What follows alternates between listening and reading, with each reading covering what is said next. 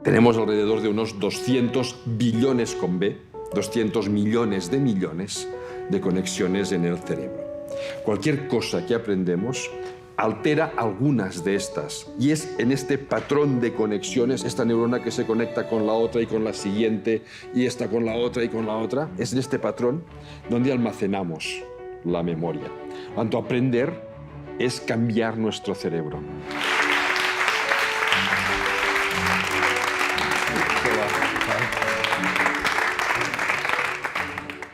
Bueno, pues es un placer estar aquí con todos vosotros para pasar pues, un rato hablando de educación y de neurociencia. Más o menos ya me conocéis, por eso estáis aquí, pero me llamo David, David Bueno. Yo soy profesor en la Universidad de Barcelona, en el Departamento de Genética, y siempre he estado trabajando en la relación entre genética y cerebro. Un poco cómo nuestros genes hacen que el cerebro termine siendo como es. Y eso implica pues, trabajar en neurociencia. Neurociencia es comportamiento, comportamiento es aprendizaje o aprender forma parte de nuestro comportamiento y es aquí como cuando empecé a meterme hace ya pues, unos 10 o 12 años en el tema de la neuroeducación, de cómo nuestro cerebro aprende, cómo podemos sacar provecho del funcionamiento del cerebro. Y un poco es de lo que quería pues, hablar hoy también con vosotros. Pero establezcamos un diálogo, vamos hablando todos. Hola David, yo soy Chema, soy maestro de educación primaria y soy especialista de educación física. Entonces mi pregunta va un poco relacionada con esto.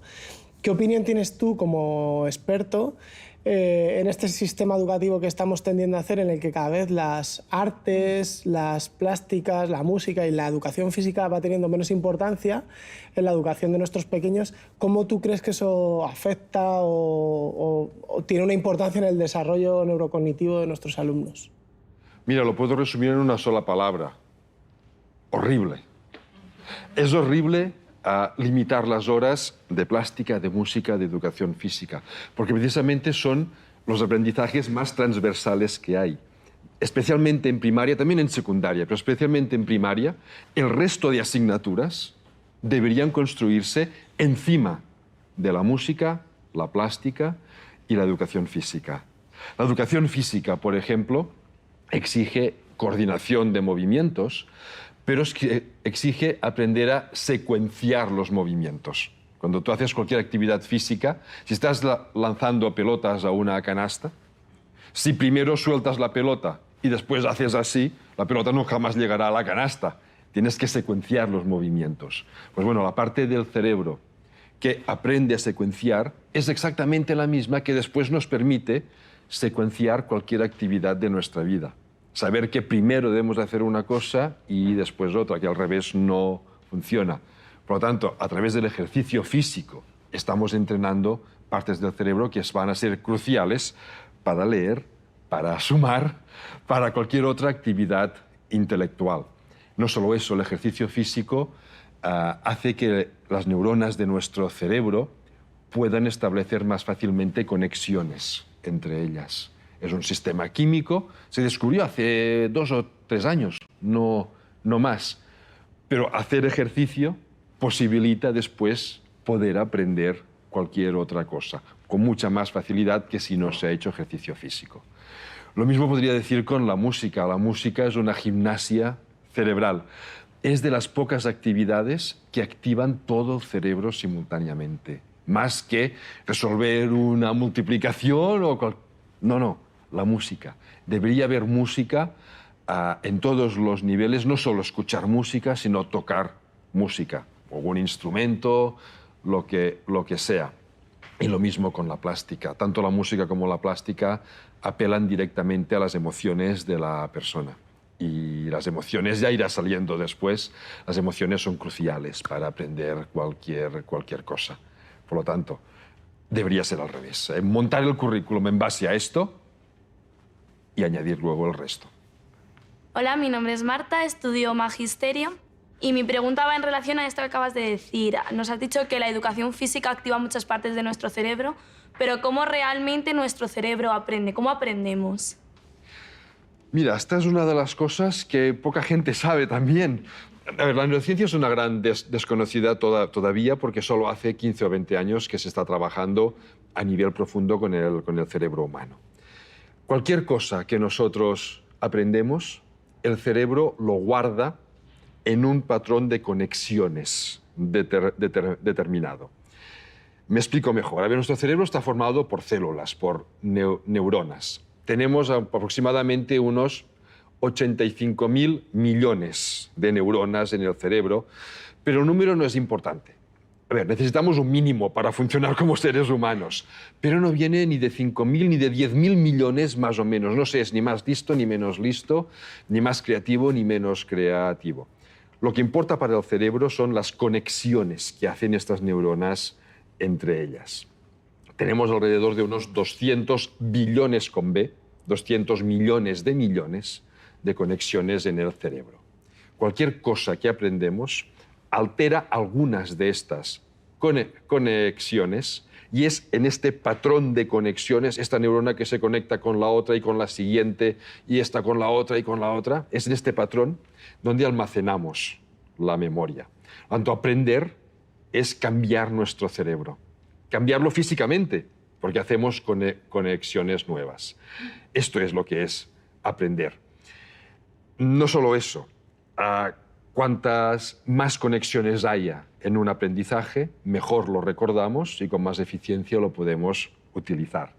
Y cuantas más zonas distintas del cerebro conecte cualquier aprendizaje, también mejor lo recordamos y con más eficiencia lo podemos utilizar. Lo que significa que para aprender bien, un aprendizaje debe ser transversal y contextualizado. Puesto en un contexto implica muchos elementos más. Esto es lo que quiere el cerebro, es lo que prefiere el cerebro para aprender cualquier cosa, ya sean conceptos, ya sean actitudes, ya sean aptitudes. Es igual. El cerebro las distingue un poco, algunas las automatiza, como las aptitudes terminan automatizadas y los conceptos no, pero a nivel de conexiones el aprendizaje es eso, hacer conexiones nuevas. Referente a lo que has dicho de la forma de aprendizaje, lo que creamos son patrones cuando aprendemos una cosa. Si ese patrón aprendemos al día siguiente otra cosa sobre esa misma cosa, ese patrón se destruye, se modifica y se guardan patrones, patrón tras patrón. Cuando nosotros aprendemos una cosa sobre la que ya sabíamos algo, sí, el patrón que se genera no es completamente nuevo. El cerebro tiene un sistema para detectar que ya tiene conexiones relacionadas con eso. Lo que hace es activar las conexiones esas y suma los nuevos aprendizajes al patrón que ya tenía.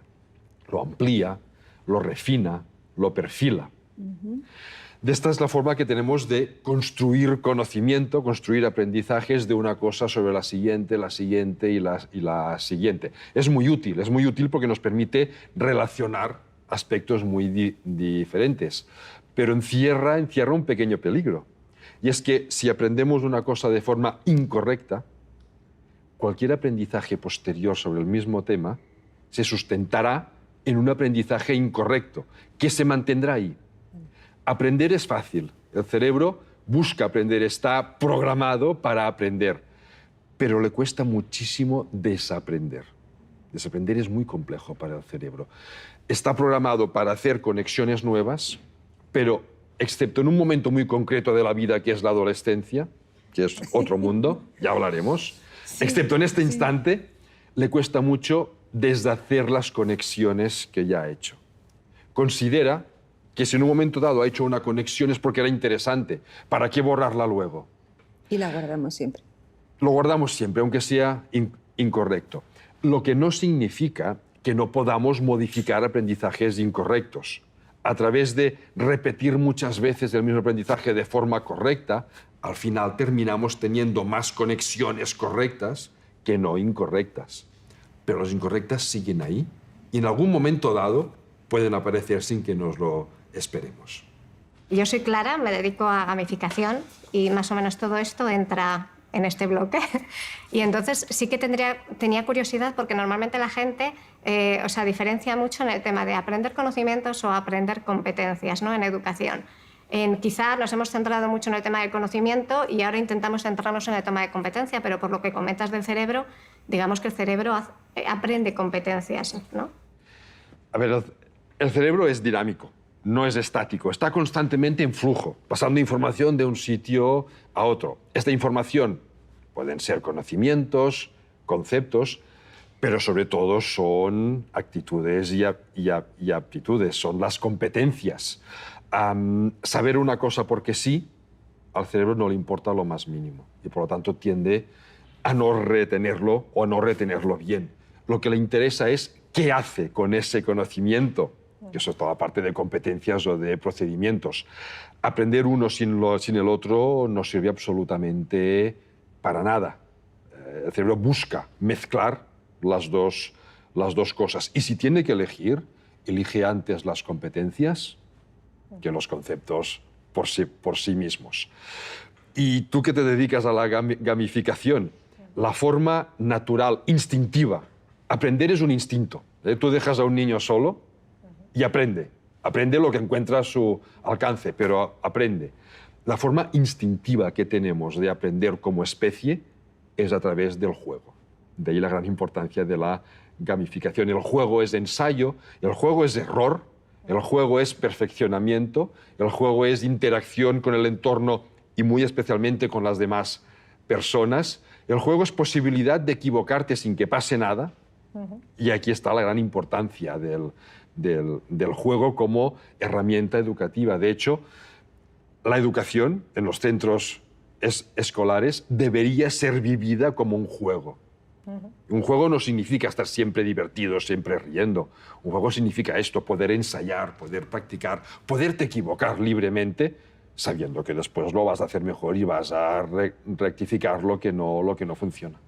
Sin motivación no hay aprendizaje. Y el juego motiva. El hecho de encontrarte ante un reto, para el cerebro eso es un juego. Tengo que superar el reto. Pongamos retos a los alumnos que tengan que decidir. Un juego es decisión. Cuando jugamos a las cartas, tengo que decidir si cambio la carta o la conservo a ver si la mano me sale mejor. Esto es juego para el cerebro. Dejar que ellos construyan su propio aprendizaje, que es lo que hace una niña o un niño cuando juegan solos. Deciden qué están haciendo. Hola, David. Lo de ser más o menos inteligente, ¿crees que viene de serie o que se puede entrenar? Un poco de cada. Cualquier capacidad mental tiene una parte que viene de serie, de nuestra biología, y una parte que se trabaja a través de la educación. A ver, nuestro cerebro, como cualquier parte de nuestro cuerpo, se forma porque hay unos programas genéticos. Ahora sale el genetista que hay en mí, pero hay unos programas genéticos que le dicen cómo tiene que formarse y cómo tiene que funcionar. Tenemos, como especie, cada uno de nosotros, tenemos alrededor de unos 20.000 genes. Y de estos 20.000, hay unos 8.000 que en un momento u otro funcionan en nuestro cerebro. Todos los tenemos, estos genes, todos compartimos los mismos 8.000 genes. Pero tenemos distintas variantes para estos genes. Esto se ve mucho más claro con los grupos sanguíneos. Todos tenemos un gen que dice que debemos tener un grupo sanguíneo, pero según qué variante, nuestro grupo es el A, el B o el 0, o el AB. El AB es que tenemos una variante A y una variante B. Tenemos 3 variantes en este gen. Bien, en estos 8.000 genes que funcionan en el cerebro, algunos llegan a tener hasta 50 y 100 variantes diferentes que conozcamos. Pueden tener muchas más que no conocemos todavía. No introducen grandes diferencias, pero sí pequeñas sutilezas en la forma de funcionar. Esto hace que ya de serie, de programario básico genético, haya personas con más capacidad de memoria y otras con menos. Personas más creativas y otras un poco menos. Personas un poco más inteligentes y otras un poco menos. Personas con más aptitudes musicales y otras un poco menos. Y podría estar aquí hablando durante horas sobre capacidades mentales. ¿Eso es importante? Bueno, eso es un patrón básico, eso es como un escultor que tiene su arcilla para hacer lo que sea. Si tiene más, hará una escultura más grande, si tiene menos, la hará más pequeña. Pero la educación es la habilidad para moldear esta arcilla. Puedes tener poca arcilla y hacer una escultura preciosa, y tener mucha y que te salga un churro. ¿Vale? Esto a mí me gusta mucho. Este es el papel de la educación. Tenemos una materia biológica, saquemos provecho de esto, ¿no? A mí me gusta ejemplificarlo con la papiroflexia, con hacer, por ejemplo, un avión de papel. No sé si tenéis por aquí papeles que podáis dar y os lo demuestro. ¿Tenéis? Vale, pues mira, os reparten a cada uno un trozo de papel. Yo tengo el mío, ¿vale? Vale, todos tenéis vuestro trozo. Pues os voy a enseñar una de las muchas maneras de hacer un avión. Es lo único que sé hacer con papiroflexia, ¿eh? Pero bueno, a ver, no sé, cogéis vuestra hoja y dobláis una punta hacia atrás. ¿Vale? ¿Todos teníais la hoja rectangular? No. Mira como los genes, cada uno tiene sus propios genes, cada uno tiene su hoja, ¿no? Bueno, ahora dobláis la otra punta, la punta que ha quedado aquí arriba. La dobláis, no sé cómo enseñarlo muy bien, ¿eh? Para que se vea. Pero la dobláis hacia abajo de forma que quede, pues no sé, como una casita. Ahora a mí me gusta la punta de la casita del techo, doblarla hacia atrás, ¿vale? Que quede un avión de punta Roma. Esto hace contrapeso y permite que vuele un poco mejor, ¿vale? Lo dobláis, ahora sí, por la mitad, para que vaya cogiendo forma de avión. ¿Vale? ¿Sí? Más o menos. Hacemos las alas, ya no sé cómo enseñarlo, pero, a ver, dobláis pues una parte hacia atrás, la otra, bueno, hacia atrás o hacia abajo, depende cómo se mire, y con esto salen las alas. ¿Sí? Cualquier avión tiene cola y alerones, pues si cortáis un poco la parte de atrás del avión y lo levantáis hacia arriba, ¿vale? Saldrá la cola, y si hacéis un par de cortes en el ala, por la parte de atrás y lo subís, pues tenéis los alerones. ¿Vale? ¿Os ha salido todos más o menos así? Bueno, a ti te falta un trozo de ala. Claro, a ver, si ahora probamos si vuelan bien o no, lo podemos probar. Seguro que hay aviones que vuelan mejor que otros. Porque todos lo habéis doblado. El tuyo es el más feo, con perdón, ¿eh? De avión. Claro, el tuyo seguro que no vuela. Claro, ¿cuál es el problema? El problema es que todos habéis seguido mis instrucciones al pie de la letra, cuando resulta que teníais distintas formas de papel. Si esto lo comparamos con el cerebro y la educación, cada cerebro es diferente. La educación lo que hace es sacar provecho de este cerebro, doblándolo. No lo dobla físicamente, pero sí hace conexiones físicas para que funcione de la mejor manera posible. Si a todo el mundo lo educamos de la misma manera, sucederá esto. Habrá algunas personas que les funcionará muy bien la educación porque se adaptará a su cerebro y otras que no les funcionará nada bien. La educación tiene que ser tan personalizada como sea posible para sacar el máximo provecho. Si esto es que os falta un trozo de avión, hubieses hecho un doble primero para que quedase un rectángulo, a partir de ese rectángulo sería un poco más pequeño, pero hubiese salido exactamente un avión que volaría bien. ¿Vale? Un poco el mensaje yo creo que es este. Respondiendo otra vez a tu pregunta, tenemos una biología ineludible, la hemos heredado de nuestros padres y no podemos hacer nada con ella, que importa, pero que se puede, a través de la educación, se puede sacar siempre el máximo provecho. De forma que una persona con menos predisposición a la memoria, si trabajamos bien, tal vez terminará teniendo más memoria que una persona con más predisposición, pero que no se haya trabajado bien. Bueno, pues si os parece podemos probar si vuelan, lo hacemos todos a la vez, ¿vale? Cuento hasta 3. 1, 2 y 3. Bueno.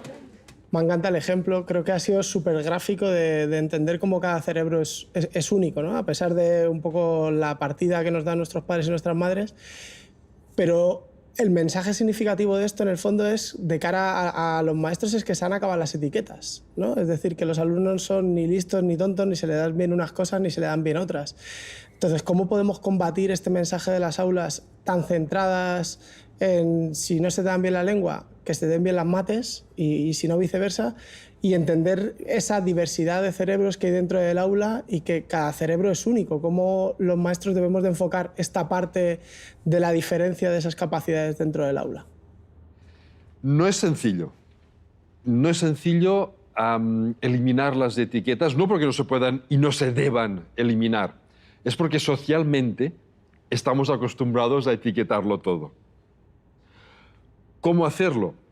Pues dando, a ver si se me entiende, poca importancia a las cosas que nos salen bien. Las cosas que nos salen bien son importantes porque permiten mejorar.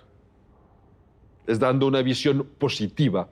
Aquel alumno que no se le dan bien las mates, la visión que él debe tener, y por lo tanto es la visión que tendrán sus compañeros y que deben tener sus padres, no es que no se le dan bien, es que puede mejorar. Todo el mundo es bueno porque todo el mundo puede mejorar. La etiqueta que nos deberíamos poner, empezando por nosotros mismos, y por lo tanto llevarlo a nuestros alumnos, la etiqueta es: somos personas que pueden mejorar. Hola David, soy Javi, maestro de primaria, y mi pregunta está relacionada un poco con las leyendas urbanas. ¿Cuáles son los mitos más populares relacionados con el cerebro y qué hay de cierto en ellos, si es que hay algo de verdad? Hay muchos mitos. De hecho, el cerebro ha sido el gran desconocido. Seguimos sin saber muchas cosas de él, pero ya hay algunas que sí que empezamos a saber. Uno de los mitos más extendidos es el del 10%. Solo usamos el 10% de nuestro cerebro. No, lo usamos todo. Este mito surgió en el siglo XIX, cuando no se sabía para qué servían muchas partes del cerebro. Y después se le atribuyó a Einstein, como si por el hecho de que lo hubiese dicho Einstein, como era tan listo, tenía razón. No, el mito es muy anterior.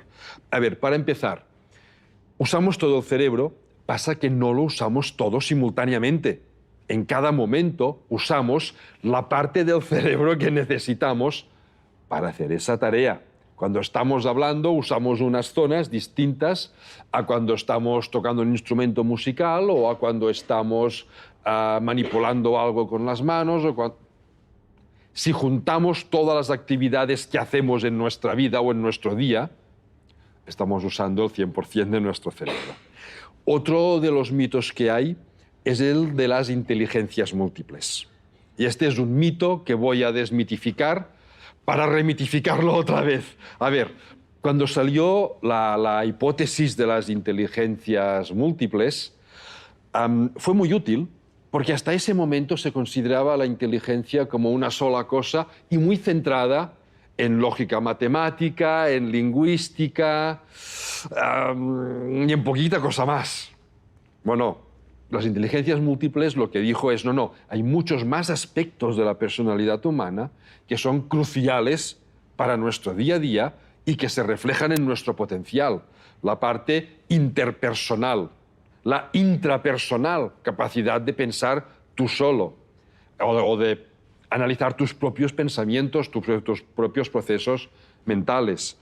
La inteligencia naturalista te permite relacionarte con el entorno. La inteligencia físico-cinestésica, el poder moverte, el poder realizar una serie de ejercicios. Incluso después añadió la inteligencia espiritual, que no tiene nada que ver con la religión. Es la capacidad de sentirte integrado en tu colectivo, entre otras. Fue muy importante por eso, porque rompió con el tabú de la inteligencia como dos aspectos y nada más. Pero el cerebro no funciona de esta forma.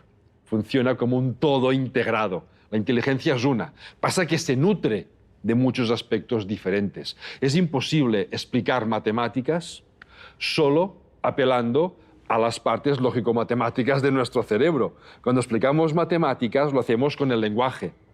Estamos usando la parte lingüística. Lo hacemos hablando unos con otros. Es la parte interpersonal. Claro, pero existan o no las inteligencias múltiples, sí que va bien tener en cuenta todo eso a la hora de programar actividades para nuestros alumnos y... Precisamente, es a lo que iba.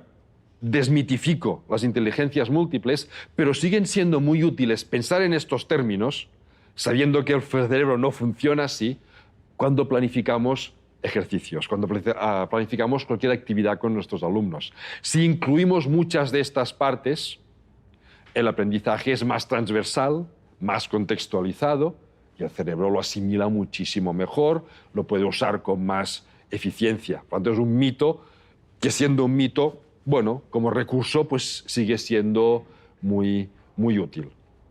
Hay otros. Podríamos estar hablando también horas sobre mitos, solo para apuntar otro. El mito que dice que si los niños o las niñas escuchan la música de cierto músico, serán más inteligentes. Pues no. Escuchar música o tocar un instrumento, hacer música, es una gimnasia brutal para el cerebro, ya lo he dicho antes. Pero da igual de qué músico sea.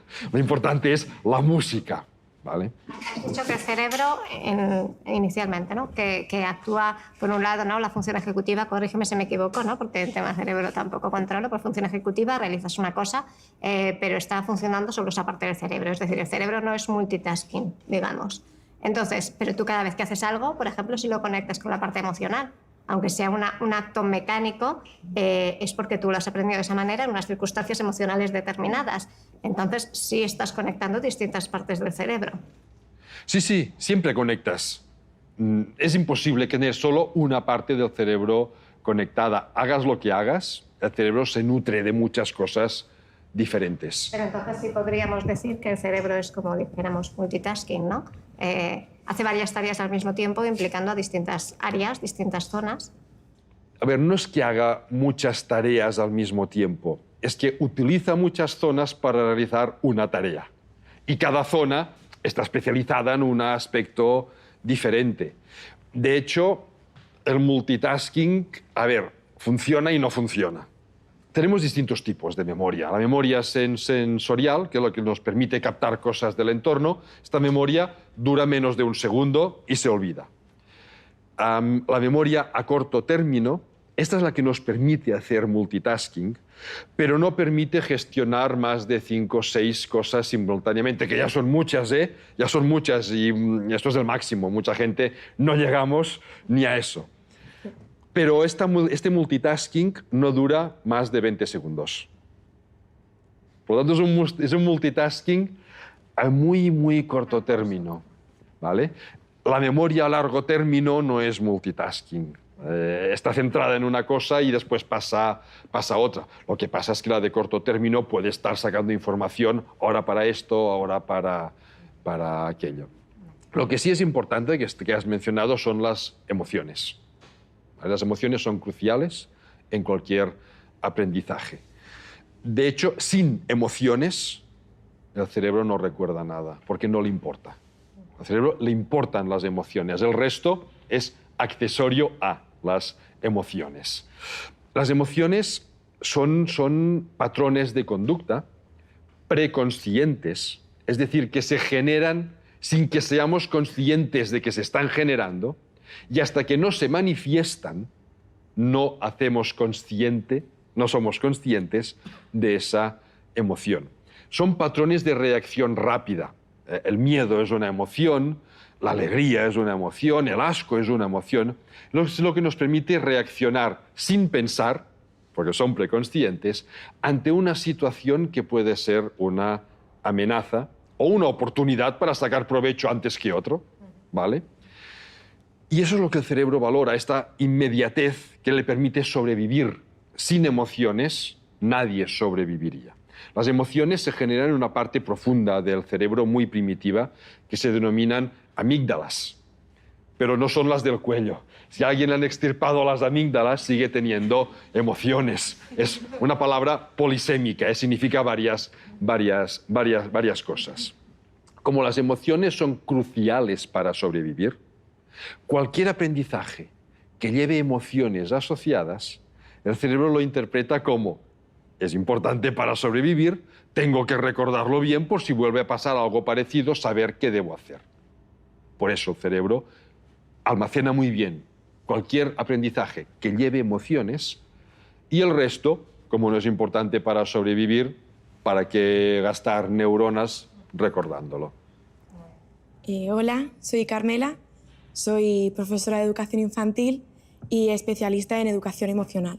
Y por ahí va mi pregunta. En tu libro he visto que defiendes las emociones positivas como una parte importante de la enseñanza y de la educación. ¿Qué opinas del dicho «la letra con sangre entra»? ¿Funciona? Pues ahora diré una cosa políticamente incorrecta, pero luego la desharé.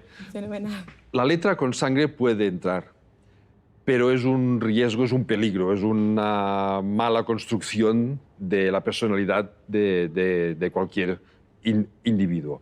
A ver, antes decía que las emociones son cruciales para los aprendizajes, pero es un arma de doble filo. El miedo es una emoción. ¿Se puede aprender a través del miedo? ¿La letra con sangre entra? La respuesta es que sí, siempre y cuando no sea un miedo excesivo que paraliza. Un miedo sutil, miedo a suspender, miedo al castigo, miedo a que los reyes magos no me traigan aquello que he pedido y que me hace tanta ilusión. Y eso, bueno, pues hace que una persona es una emoción, hace que esa persona pueda integrar conocimientos. Pasa que a medio y largo término el resultado es nefasto. Por lo tanto, jamás hay que educar a través del miedo. Es nefasto porque el cerebro asocia con mucha facilidad aprender a miedo. Y para esa persona el aprendizaje pasa a ser una cosa que da miedo, que da temor. Cuando a esa persona ya nadie le obliga a aprender nada, cuando terminas tus estudios, son personas que no van a querer aprender cosas nuevas en su vida porque automáticamente, inconscientemente, asocian aprender a miedo.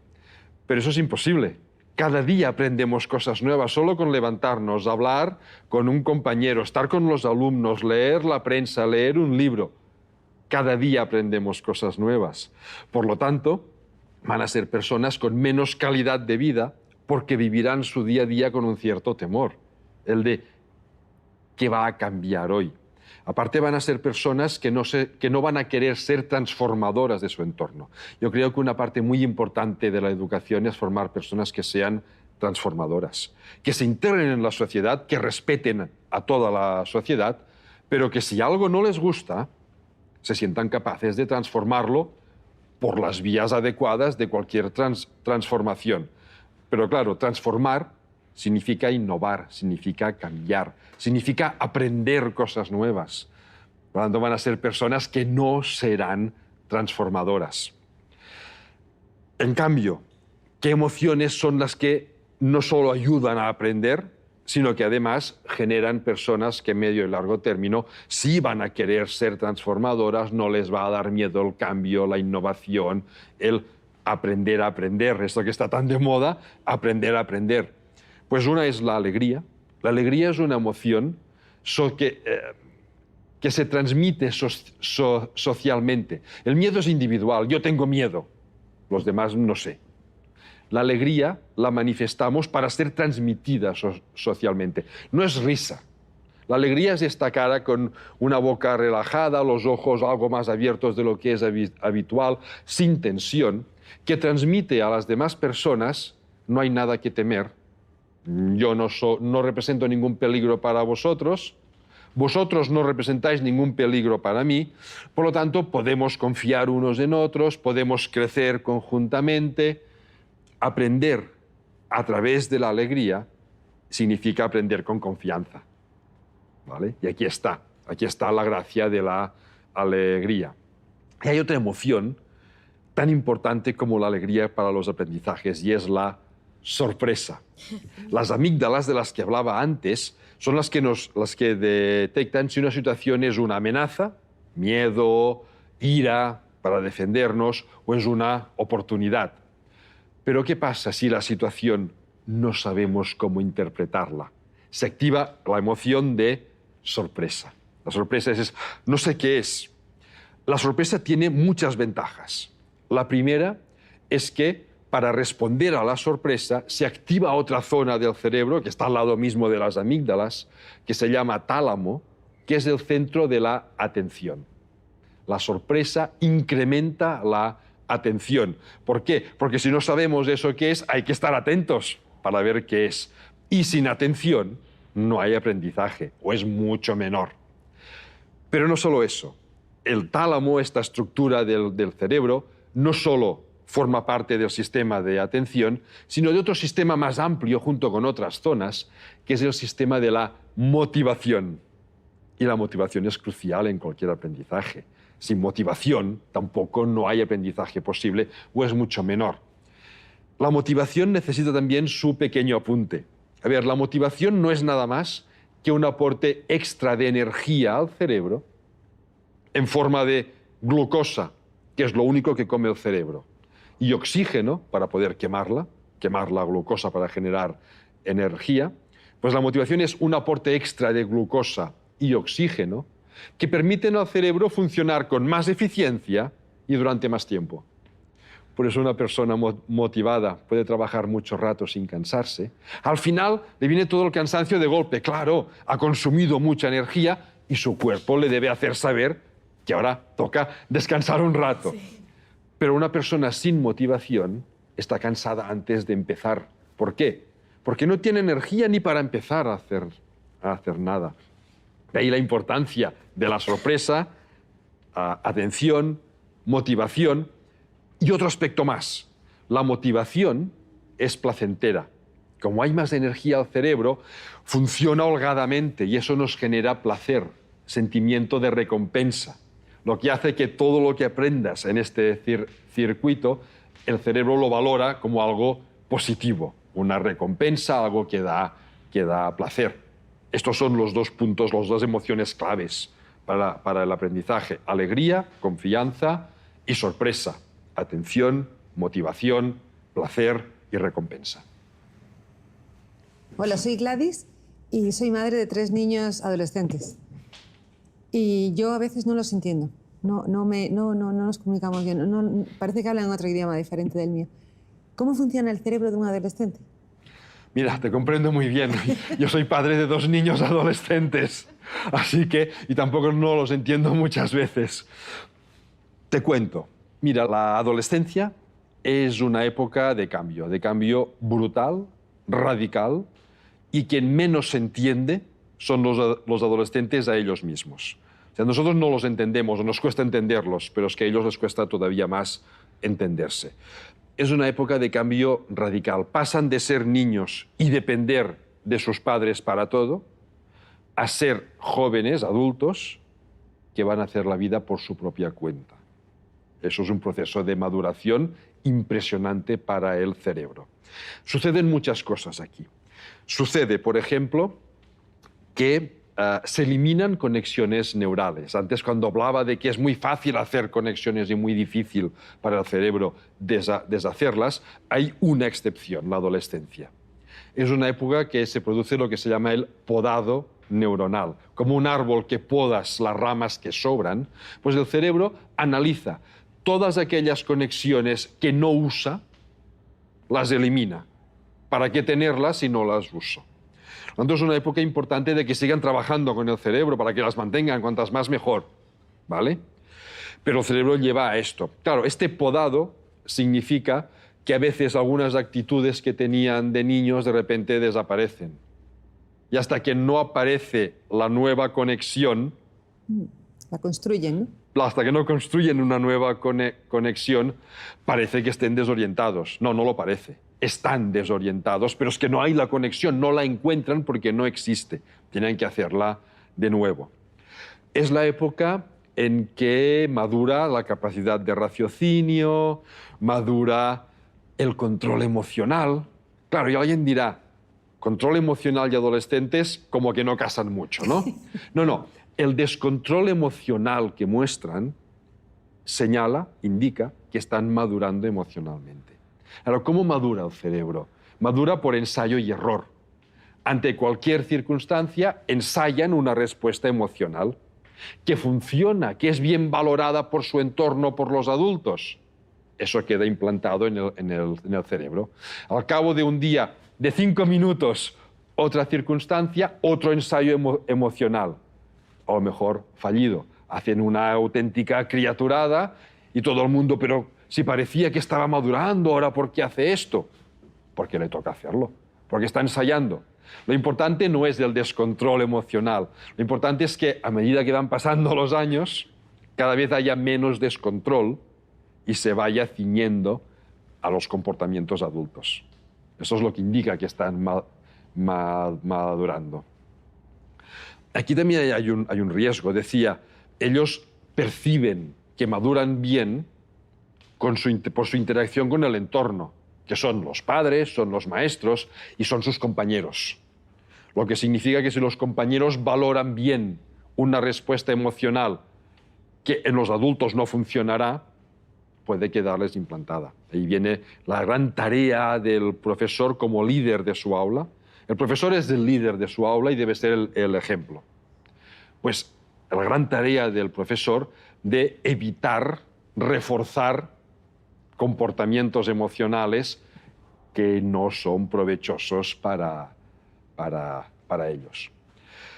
Y después el otro aspecto que madura en la adolescencia, que también es muy importante en términos educativos, es lo que se llama la capacidad de retrasar las recompensas. Un niño o una niña de 6, 7 años no le puedes decir, si terminas esto ahora, mañana iremos al parque que te gusta. Mañana. Mañana para ella o para él no significa nada. La recompensa tiene que ser inmediata. Esta capacidad madura durante la adolescencia y de hecho no termina de madurar del todo, de media, hasta los 34 años. Por eso los jóvenes necesitan más inmediateza que los que ya hemos superado esa edad, que podemos esperar un poquito más, ¿no? O mucho más. Sí. Esto se nota mucho, por ejemplo, en los adolescentes en el bachillerato. Cuando empiezan primero de bachillerato, en todos los institutos se les dice, la nota que saquéis el primer trimestre, pensad que os va a contar para la selectividad y según esto, según la nota final, podéis elegir o no el estudio que más os guste. Es un tema que conozco bien, ¿eh? Yo durante 10 años, y sigo este año en activo, coordino las pruebas de biología de selectividad en Cataluña. Unas pruebas que hemos hecho precisamente contextualizadas y transversales para aprovechar el potencial del cerebro. A todos se les dice esto y todos racionalmente lo entienden todos. Muchos no lo pueden aplicar. Prescindir ahora de media hora de ir a jugar con los amigos para estudiar más y sacar 2 décimas más. No les importa. No les veces, importa. Exacto, sí. Y después les va a venir de 2 décimas. Algunos maduran cuando terminan primero y en segundo se ponen las pilas. Otros terminan segundo y no han madurado todavía. Bueno, hay mucha heterogeneidad, cada cerebro madura a un ritmo ligeramente diferente y esto a veces a los adultos nos cuesta entenderlo. Pero claro, como adulto yo pensaría, pues ahora sacrifico 2 horas para terminar este trabajo y así mañana podré todo el día irme al monte. Y hay algunos adolescentes al principio de la adolescencia que son incapaces, que sacrificarán todo un día de irse a jugar con los amigos por trabajar 2 horas más hoy. No, es que no pueden, mentalmente no han madurado y a los adultos nos cuesta entenderlo. Claro. Hay que ponerse en su piel. Quería hacer una pregunta sobre un comentario que has dicho que me parece muy interesante, sobre la inmediatez de las recompensas. Hoy en día vivimos una sociedad en la que las tecnologías forman parte de nuestro día a día y creo que sobre todo en la sociedad joven, en estos años, las tecnologías nos han permitido la inmediatez de muchas de esas recompensas. ¿Crees que ese hecho que hoy en día vivimos puede retardar o hacer que esa maduración de la inmediatez, que creo que decías que hasta los 30 y algo no se completaba, ¿crees que puede hacer que se retrase más o influye? Posiblemente, pero no tenemos todavía datos, porque la generación digital, los que han nacido con la tableta táctil bajo el brazo, todavía no ha llegado a los 34 años. Entonces, no lo sabemos.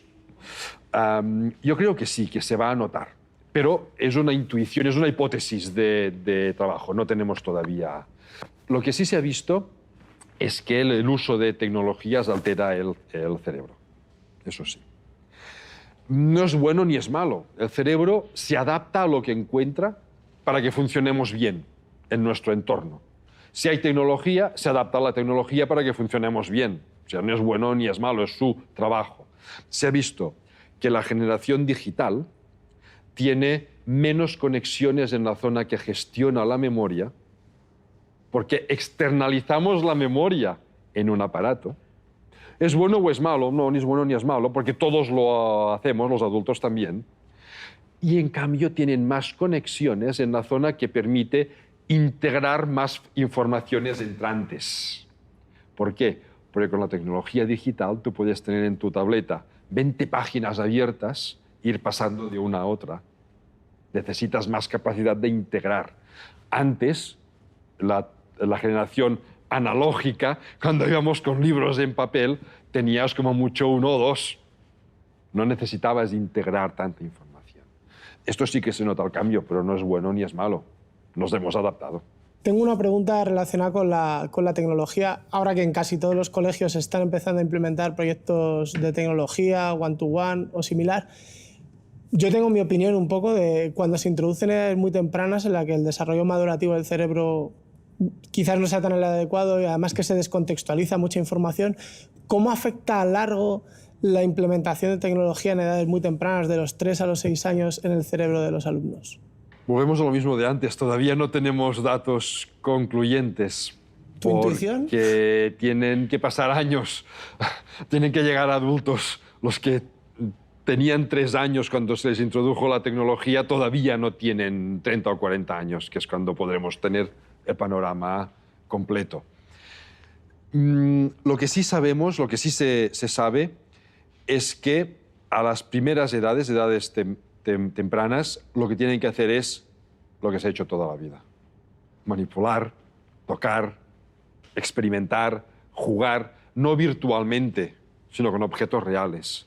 Antes de los 3 años, ya sé que me preguntabas de los 3 a 6, antes de los 3 años no debería haber tecnología. Si la hay, no pasa nada. Pero la mayor parte del rato que una niña o un niño de 0 a 3 años están jugando en casa o en un jardín de infancia o donde sea, debe ser tocando palos, piedras, tierra. Si llueve se han de mojar, han de saber lo que es el barro, han de jugar con cubos de los que se encajan, con muñecos y muñecas, con tocarse entre ellos, bailar. Esto es lo que corresponde a estas edades. Y yo lo alargaría hasta algo más de los 3 años. Hasta los 3 seguro. Yo creo que algo más, ¿vale? Introducir la tecnología a partir de los 3 años, a ver, no es malo, siempre y cuando sean dosis puntuales y restringidas. Van a tener tecnología el resto de su vida. Por lo tanto, que tengan ya un primer contacto a esta edad, pues me parece bien, pero no cada día, si no se convierte en esperemos el rato de la tecnología como la máxima diversión, sino como un soporte más para algunas tareas puntuales donde pueda ser tal vez útil. Claro, es que mi sensación es como que se descontextualiza el aprendizaje, ¿no? El aprender la planta a través de una tablet es como que te pierdes a qué huelen las plantas, a qué saben, o un montón de información que le puedes dar al cerebro que si solo se la das de un canal estás perdiendo una oportunidad muy interesante de aprendizaje. Desde luego, hay que aprenderlo vivencialmente. Dan mucha información cuando ya sabes algo de eso. Es decir, cuando tú ya has estudiado las plantas, tocándolas, viéndolas crecer, oliéndolas, claro, hay plantas a las cuales nunca tendrás acceso en tu ciudad o en tu país. Bueno, entonces usa la tecnología para ver qué plantas hay en el desierto, en donde sea. Pero después de haberlo hecho, vivencial, que es lo que el cerebro almacena mejor. A veces me gusta poner un ejemplo con esto cuando se aprende a sumar. Hace años, cuando yo estudiaba primaria o EGB, como se llamaba entonces, los libros para aprender a sumar ponían 2, número 2 más 2 igual a 4. Bien. Después se introdujo no pongamos el número 2, pongamos 2 manzanas y otras 2 manzanas igual a 4 manzanas. Mucho mejor. Ya no solo es lógica y matemática o gráfico, sino que aquí entra la parte naturalística del cerebro. Ves la manzana, activas más zonas. Bueno, hay que hacer un paso más. Hay que traer las manzanas al aula y que las toquen. 2 manzanas más 2 manzanas igual a 4 manzanas. Con lo que estás actuando a través del tacto. Pero además que las huelan y que al final se las coman. Estás activando muchísimas más zonas que no 2 simples números que los estás sumando. Y esto se puede extrapolar a todo. Hola David, mi nombre es Yolanda y soy educadora y acompañante especialista en inteligencia emocional. Se escucha por muchos ámbitos lo del fracaso escolar. Y mi pregunta es, ¿qué opinas tú si somos nosotros más inteligentes o menos que lo eran nuestros abuelos en su momento? Lo primero que diría es que el fracaso escolar no existe. En este caso existe el fracaso del sistema. El fracaso escolar no existe. Ningún niño, ninguna niña fracasa. Fracasa el sistema que no sabe proporcionarle lo que le toca cuando le toca. Y muchas veces el problema es en cómo evaluamos, cuantificamos su aprendizaje. Y esto es un problema. Si nosotros estamos enseñando de forma transversal y contextualizada y evaluamos con un examen de preguntas tipo test, esto es absurdo. El cerebro no está preparado para esto, ¿vale? Si estamos enseñando a través, por ejemplo, de aprendizajes cooperativos, que es otro tema muy interesante, ¿por qué evaluamos individualmente? No. Hay que evaluar también cooperativamente, que es como el cerebro ha aprendido, ¿vale? Por lo tanto, el fracaso escolar es fracaso del sistema. Esto por un lado. Por otro, somos más o menos inteligentes que nuestros abuelos. Somos exactamente igual de inteligentes, ni más ni menos. La inteligencia es la capacidad que tiene nuestro cerebro de adaptarse al entorno.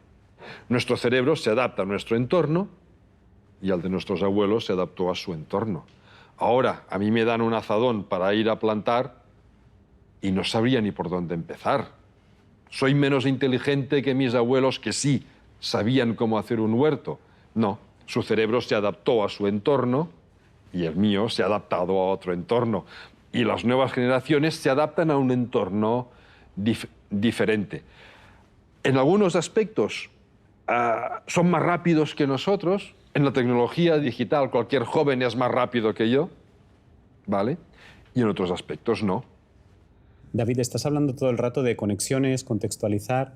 A mí me gustaría que intentaras aportar algo desde la neurociencia en cuanto a la mejora de trabajar por proyectos o trabajar de forma contextualizada en relación a trabajar de manera más compartimentada por asignaturas, porque aún a día de hoy la mayor parte de los currículums lo separan todo en áreas o en asignaturas, cuando en realidad en la vida cotidiana no nos encontramos las cosas compartimentadas. No sé, desde la neurociencia cómo... Sí, es cierto. A ver, los currículums lo compartimentan todo porque es la forma fácil de hacerlo. Y la vida no es compartimentada. Jamás hacemos una cosa aislada del resto del mundo. ¿Cómo hacer un aprendizaje más contextualizado, más transversal? Lo primero sería flexibilizar los horarios. ¿Por qué una hora de mates, una hora de lengua y una hora de ciencias? Mezclémoslos. Mezclémonos los profesores, mezclemos los alumnos y que se trabaje de forma paralela. Antes hablaba del ejemplo de sumar manzanas y después te las comes, llevado a alumnos de más edad, de una secundaria. ¿Por qué, por ejemplo, no estudiar el movimiento parabólico en física junto con el profesor de educación física. Bajas al patio. Ese día, en vez de tener el móvil apagado, no, todo es el móvil encendido y grabando, haces tiros libres a canasta. Es un tiro parabólico. Lo grabas, a cámara lenta lo reproduces y con el movimiento puedes calcular, y sabiendo el peso de la pelota y la gravedad, puedes calcular qué fuerza ha hecho el que ha metido la pelota en la canasta, el que no. Esto es más contextualizado, porque no vamos por el mundo calculando tiros parabólicos balísticos de un proyectil que jamás en tu vida has visto y no vas a tirar, por suerte. ¿Vale? En cambio, una pelota o una canasta, sí, lo has hecho muchas veces y lo vas a continuar haciendo. El trabajo cooperativo, que es el que se suele usar o el más útil en un proyecto, es crucial para el cerebro. A ver, el cerebro, decía, integra muy bien todo aquello que activa muchas áreas del cerebro. Bien, estar en sociedad, estar con otras personas, activa prácticamente todo el cerebro. Lo activa prácticamente todo porque es lo más exigente. De hecho, estar con otras personas es lo que más energía consume. Tienes que estar pendiente de los demás, de sus intenciones, de sus emociones, de su estado emocional, de qué te pueden aportar a ti para sacar provecho, de qué puedes aportar tú, porque si no aportas nada te echan, de mantener tu individualidad, pero al mismo tiempo integrarla en un colectivo. El trabajo cooperativo incluye todo esto y por tanto permite almacenar mejor, no más datos, sino más calidad de los datos que almacenas. Aquí viene otra discusión interesante, es cantidad de información versus calidad. Tenemos que priorizar la calidad de la información. Pasa que el trabajo cooperativo también tiene que entenderse bien. Trabajar cooperativamente no es todos alrededor de una mesa haciendo lo mismo. Esto es todos alrededor de una mesa haciendo lo mismo. El trabajo cooperativo es todos nos planteamos un objetivo común y cada uno aporta una parte ligeramente diferente, solapada con los de los demás, complementaria a los de los demás, para alcanzar ese objetivo común. Eso lo que hace es que cada uno se sienta partícipe, se sienta integrado, se sienta responsable y valores a los demás, porque si alguien falla, ese objetivo no se alcanza de la misma forma. Hola David, yo soy Carolina, estudiante de educación infantil, y me gustaría saber desde tu punto de vista cuál crees que es la mejor edad para empezar con un nuevo idioma.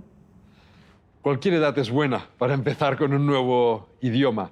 De hecho, ser bilingüe o políglota es una protección durante la vejez contra el Alzheimer. Por lo tanto, cualquier edad es buena para empezar a aprender otro idioma.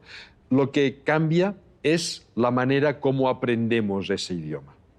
Hasta los 3-4 años, el cerebro tiene activados unos programas genéticos y neurológicos que permiten aprender idiomas solo por contagio. A nadie le enseña a un niño o una niña de 2 años o de 1 año a hablar.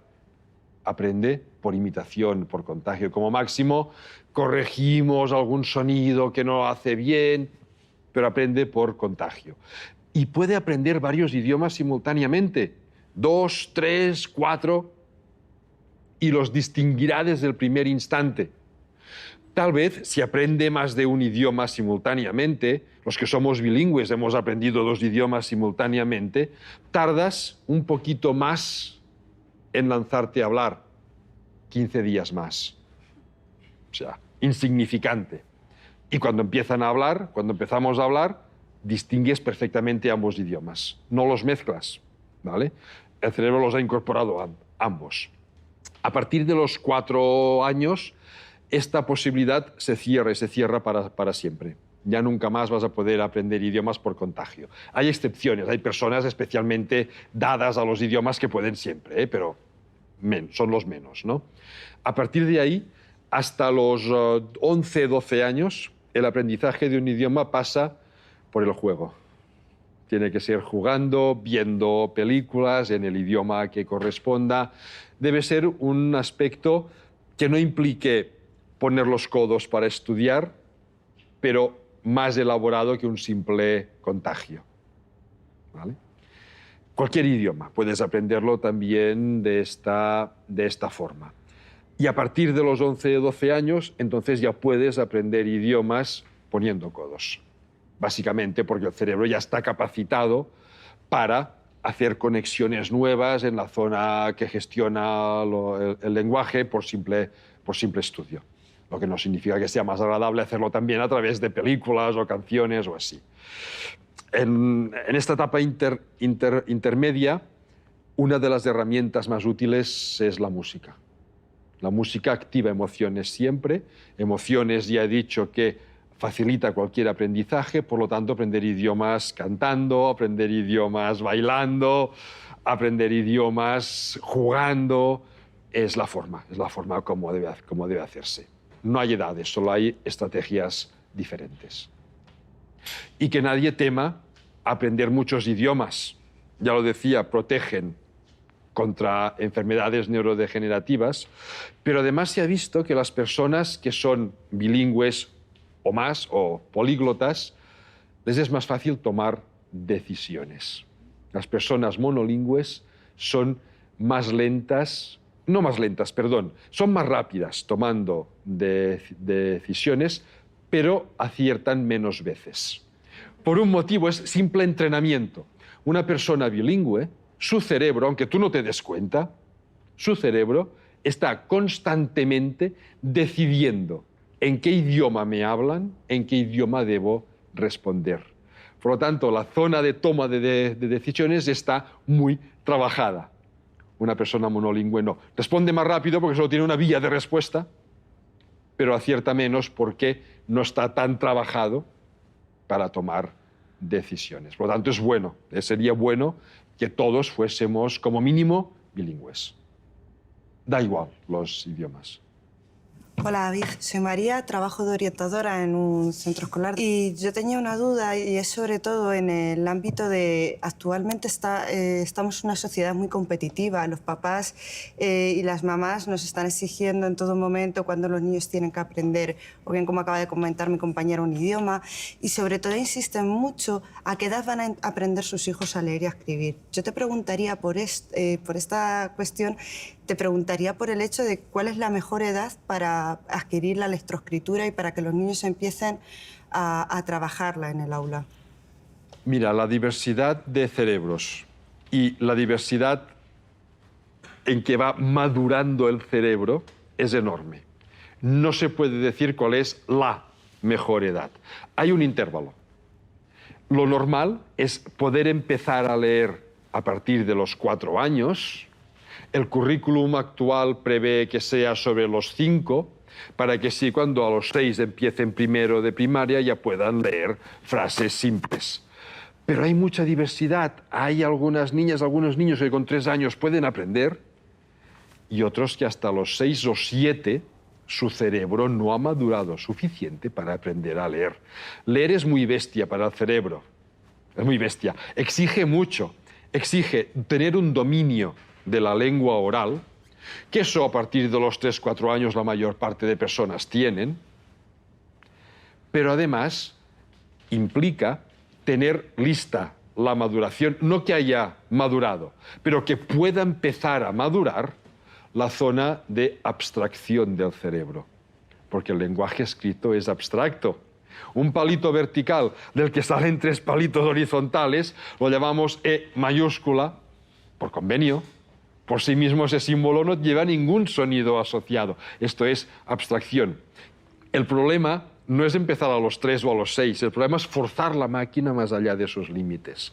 Si tú obligas a un niño de 5 años a leer y su cerebro no ha madurado, no va a aprender a leer. Lo único que conseguirás es que asocie leer a incomodidad. Me obligan a hacer una cosa y yo solo veo palitos que se mueven. ¿Vale? Bueno, pues muchas gracias por haber compartido conmigo este rato. Yo os invito a a tener charlas de estas, a seguir trabajando en temas de educación y neurociencia y a no dejar de preguntar y de preguntaros y de preguntarme cosas. Muchas gracias por haber venido.